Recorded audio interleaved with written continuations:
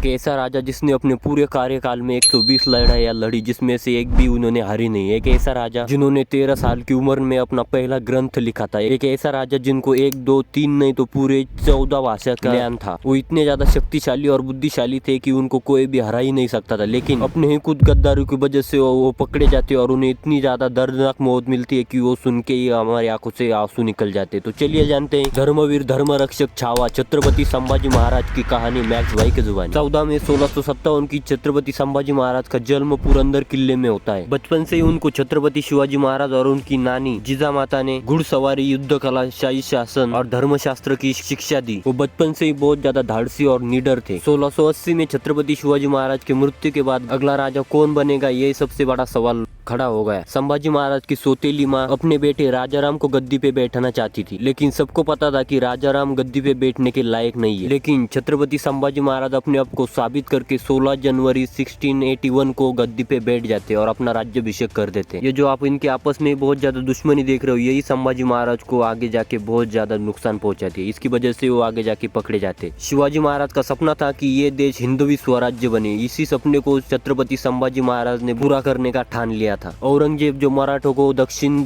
भारत से पूरी तरह खत्म करना चाहता था, उसका भी संभाजी महाराज ने बहुत ज्यादा विरोध किया। 1689 में संभाजी महाराज ने बहुत ज्यादा सफल लड़ाइयाँ लड़ी, जिसमें उन्होंने कई महत्वपूर्ण किले को मुगलों से मुक्त किया। इधर संभाजी महाराज औरंगजेब का डटकर सामना कर रहे थे, वही उनके पीठ पीछे कुछ लोग इन सब से खुश नहीं थे। वो राजाराम महाराज को गद्दी पे बिठाना चाहते थे। इनमें से ही एक गनोजी शिर्के छत्रपति संभाजी महाराज की औरंगजेब को दे देता है। छत्रपति संभाजी महाराज अपने कम सैनिकों के साथ बाहर निकले थे। औरंगजेब मुकब्बर खान को 25,000 सेना के साथ संभाजी महाराज को पकड़ने के लिए भेज देता है और आखिर में दगा करके एक शेर को पिंजरे में बंद कर दिया जाता है। औरंगजेब उनके सामने कुछ शर्तें लगता है, धर्मांतर करके मुस्लिम बन जाओ और अपने राज्य में राज्य करो। लेकिन छत्रपति संभाजी महाराज ने इसे ठुकरा दिया और बोला, मतलब आस्था, और आस्था बदली नहीं जाती औरंगजेब। औरंगजेब ने संभाजी महाराज को 40 दिन का बहुत ज्यादा यातना दी। उनकी आंखें निकाली गई, नाखून उखाड़े गए, शरीर का मांस निकाला गया, बोटे काटी गई और आखिर में उन्हें सबके सामने मार दिया गया। लेकिन शेर झुका नहीं, अपने धर्म पे जान निछावर कर दी। इसे महान राजा, महान व्यक्तिमत्व, धर्म रक्षक, धर्मवीर छत्रपति संभाजी महाराज को मेरा शत शत नमन।